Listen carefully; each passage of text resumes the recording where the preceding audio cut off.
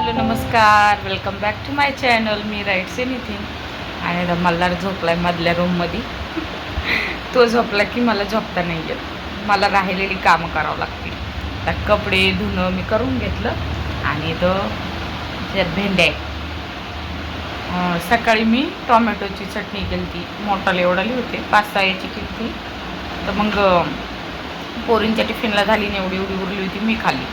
आणि आता त्यांना भाजी बनवून ठेवते, कारण आलं की भूक लागते त्यांना. बनवून ठेवते. आणि ते गेले आज 5 वाजता, म्हणते गावाकडं जातो. कारण पहिली त्यांनी औषध मारलं ना, तर ते असा कोकडा पडतो ना सरकीला, तसा पडा म्हणत होते.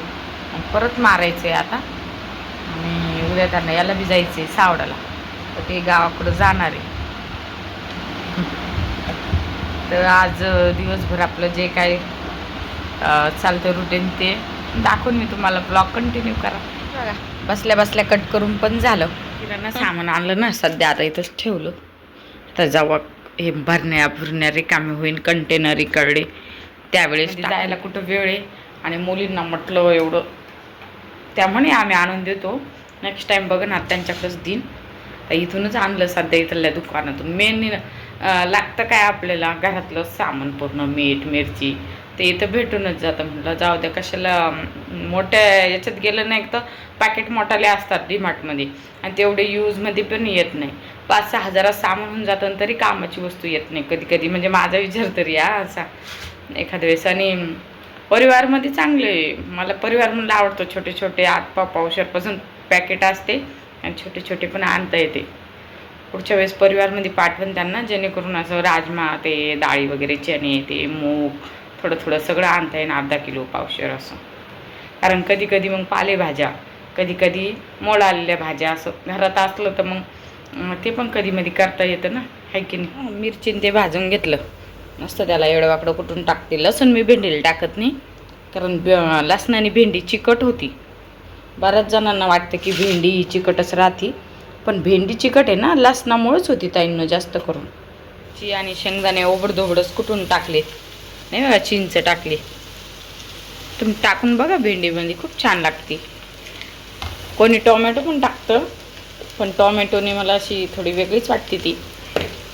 भेंडीचा असा क्रंचीनेस गायब होतो कुठंतरी. आणि जिरे मोहरी प्रत्येक यालाच नाही टाकत बसत नाही, याला अजिबात नाही टाकले बघ. मोकळी आहे माझी भेंडी, अजिबात चिकट होत नाही, मोकळीच राहते. सिंपल आहे पण टेस्टी लागते. करून बघा तुम्ही एखाद्या वेळेस. बघा, भेंडी पूर्ण आता शिजून झाली आहे, तरी बघा चिकट आहे का. अजिबात चिकट नाही बघा, किती पण हलवते मी. बघा, अजिबात असे दोर धरता असं भेंडीचे असे चिकट निघतं ना त्याच्यातून. दिसायला का तुम्हाला हलवताना? नाही ना. नाही बघा, एकदम मोकळी आहे. मला झोपी चालला आता. आज सॅटरडे. मुली मस्त आज पार्लेजीच खाऊन गेल्या सकाळी 11:30ला यायचं, पण तोपर्यंत बनवते स्वयंपाक. आता त्यांनी उठवलं नाही मला, नाही तर पोहे तरी करून दिलेच असते. मी मस्त आता ह्यो बी खेळत होता मस्त. एक काल आहे ना, एक पॉडकास्ट ऐकला होता मी, तर त्याचं असं स्वप्नांचं पण कनेक्शन असतं, म्हणजे असं सांगितलं. छान सांगितले त्यांनी त्यांचे अनुभव ते. तर मला ते छान वाटलं. मला जर भेटला ना पॉडकास्ट तर मी सांगेन ते. मला आता लक्षात नाही ते कोणाचं, पण डॉक्टर होत्या, एक न्यूरोलॉजिस्ट होत्या पुण्याच्या. त्यांनी सांगितलं की स्वप्न हे उगीच पडत नाही, म्हणजे त्यांचं आपल्या बऱ्याचशा काही गोष्टींशी कनेक्शन असतं. म्हणजे त्यांनी बरेच असे उदाहरणं देऊन पण सांगितले की, म्हणजे एक व्यक्ती होता, त्याला सतत रोज तो स्वतः उलटी करतोय याचं स्वप्न पडत होतं. आणि त्याच्या बायकोलाही उलटीचं स्वप्न पडत होतं, पण त्याच्या बायकोच्या स्वप्नात ती स्वतः उलटी करत नव्हती, तिचा मिस्टरच, म्हणजे तेच उलटी करत होते, त्याचे मिस्टरच. मग त्यांनी असं म्हणजे डॉक्टरकडं याच्याकडं विचारपूस केली ना जेव्हा त्यांच्याकडं, तर त्यावेळेस ते म्हणे की तुम्ही एकदा चेक करून बघा म्हणे, काहीतरी म्हणजे असू शकतं म्हणजे. तर त्यांना त्यावेळी म्हणजे कॅन्सर आहे असं कळलं होतं. मग म्हणजे असं स्वप्नांचं काही ना काही कनेक्शन असतं म्हणे. पुन्हा एक मुलीचा अनुभव त्यांनी सांगितला होता की ती म्हणे की माझ्यावर रोज फुलं पडत आहेत आणि मी फुलं पडली की असं नाचत बागडत म्हणजे त्या फुलांकडून असं जाती आहे असं मला रोजच स्वप्न पडतं म्हणे. तर मग त्यांनी तिच्या जन्मतारखेहून याच्याहून बघितलं आणि सांगितलं की तुझं प्रमोशन होणार आहे म्हणे. ती फुलं तुझ्या अंगावर पडते म्हणे.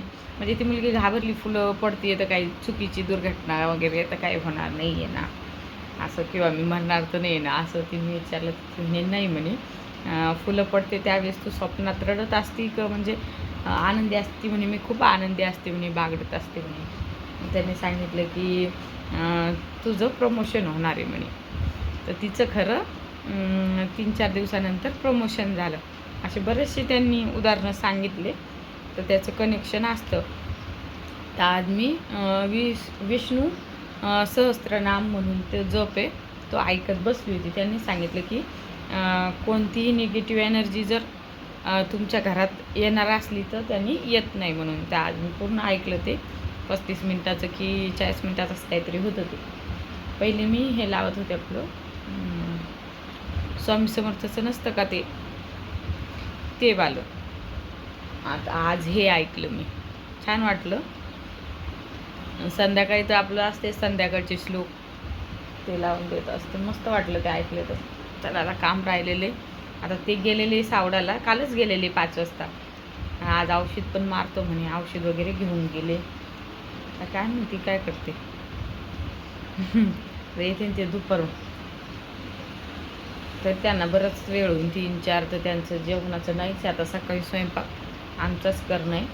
आता बघते फटाफट वरण भात लावून देते, एखादी भाजी करते, पोळ्या करते. रात्री एवढा 3-4 पोळ्याचा उंडा मी ठेवला आणि मला वाटलं तो फ्रीजमध्ये ठेवला आणि तो राहायला बाहेरच. आजकाल मी इतक्या गोष्टी विसरायले ना, आफ्टर डिलिव्हरी ते होतंच सगळ्यांना. मला तर असं चहामध्ये साखर टाकली की नाही म्हणून ते पण कधी कधी ना चहामध्ये साखर विसरून जाते. मच्छर हल्ली खूप वाढते आमच्या इकडं. विसरण्याचं हे कशाहून होतं काय म्हणते, होतंच म्हणते डिलिव्हरी झाल्यावर. मग आता प्रत्येक गोष्ट मी विसरून चालले. आणि होतं असं की मुली पण पाठीमागं जात नाही किचनकडं, त्या पण बघत नाही की कशात काय म्हणून ठेवत नाही. त्या पण 3-4 पोळ्याचं कणिक होतं ते वरतीच राहिलं आणि खराब झालं. आता ते टाकून देते, दुसरा फ्रेशमध्ये बनवते आता.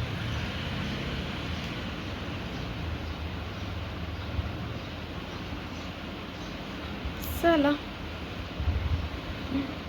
मला आईने आंघोळ घातली आणि आता मस्त झोपी गेला आणि काल मी आहे ना, मला इंस्टावर एक रील पाहिली, मला लईच असं हे वाटलं त्याचं. हे ना, त्या एक म्हातारं आणि म्हातारी राहते. तर आधी ती म्हातारी वारते आणि नंतर म्हातारं वारतं. तर म्हातारीच्या म्हणजे अंत्यविधीसाठी पण त्यांच्या मुली आल्या नाही, म्हणजे अनाथ आश्रमात होते ते. मुली आल्या नाही. परवा ते म्हातारं ज्यावेळेस वारलं त्यावेळेस पण नाही आल्या. त्या अनाथ आश्रमवाल्यांनी त्यांना फोन केला की या तुमचे वडील वारले असं, तर नाही आल्या त्या दोघींना. म्हणजे आम्हाला वेळच नाही आहे म्हणे. आणि मग ते अंत्यविधीचे हे करण्यासाठी मग कमीत कमी एक तरी फॅमिली मेंबर म्हणजे असं पाहिजे असतो ना. मग त्या अनाथ आश्रमवाल्यांनी त्या मुलीला व्हिडिओ कॉल केला आणि व्हिडिओ कॉलवर ती बघत होती म्हणजे अंत्यविधीचं जे पण विधी असतं ते. तर मी ते पाहिले ना, मला खरंच म्हणजे त्याच्यातून ते बघत असून तरी पण म्हणत होती की मला म्हणजे लवकर लवकर आवरा असं. मला आंघोळीला जायचं म्हणे, लवकर लवकर आवरा. किती वाईट आहे ना. 3 मुलीच होत्या त्यांना. आता मुलगा मुलगी भेद काही नाही आहे, पण म्हणजे जुने लोक असं मुलींना पण सांभाळा वाटतं आईवडीला, असं नसतं. पण मुलींना कधी कधी त्यांच्या घरचे किंवा असं आणि काही मुली अशा स्वतःही असतात की ज्यांना नाही हे होत. ते बघा ना, त्यांनी नाही आल्या अंत्यविधीला, आम्हाला वेळच नाही म्हणे. अशा आणि मुली पण काही काही निर्दयी असतात. आणि मुलं पण काही चांगले असतात, काही मुलं पण अनाथ आश्रमात सोडतात. स्वभावाचा खेळ आहे सगळा, की आपल्या डोक्यात काय चालू आहे त्याचा खेळ आहे सगळा. काही काही मुलं जगाची प्रेशरनी आणि तरी समज आईवडिलाला सांभाळतात, आहे की नाही. अवघड आहे बाबा आजकाल कंडिशनमध्ये, खरंच अवघड आहे. आणि त्यांच्या म्हणजे जवानीमध्ये कपड्याचे व्यापारी होते म्हणते ते. बघा मग किती अवघड कंडिशन आहे. मुलींना शिकवलं, काहीतरी मेहनत तर केलीच असेल ना त्या लेकरांसाठी, शिकवण्यासाठी, याच्यासाठी, वाढवण्यासाठी. अवघड आहे बाबा. चला, आंघोळ करताना छोटी बकेट जरी उचलली तर आई म्हणती उचलू नको ती बकेट. म्हणलं आता इतकी छोटी बकेट उचलून द्यायला मला कोण येणार आहे नेहमी नेहमी. आमच्या इथं काही नळाची फिटिंग नाही आहे, असं बकेटनीच उचलून घ्यावं लागतं पाणी, कळशीनी बकेटनी. तर म्हणलं बाई नेहमी नेहमी कोण उचलून देणार आहे. असं तर केलं तर मात्र दिवसभर काम नाही व्हायचं. चला आवडते बाबा काम. वरण भात केलं आणि वरण भात खाऊन टाकलं. भूक लागते कारण रात्री पितं हे, भूक लागते. चला आवडते काम, मग बोलूच परत.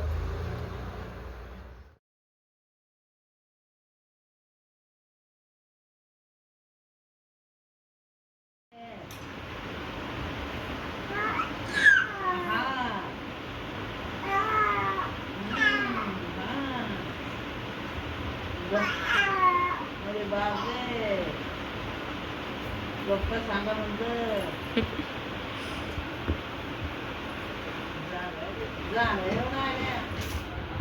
बहिणीची तर केळाचं असं झाड आहे ना, तर त्यांनी एक फणी केळाची पाठवली. ते म्हणे ठेवा तशीच पिकतील म्हणे, पण मला काहीतरी भाजी बनवून खा वाटत त्याची, बनवून पाहायची. म्हणजे बरेच जण म्हणतात की केळाची भाजी बनते. इकडं भेंड्या वगैरे पण दिल्या त्यांनी, लिंबू मिरचू वगैरे बनवू, भोपळे दिलेत हे.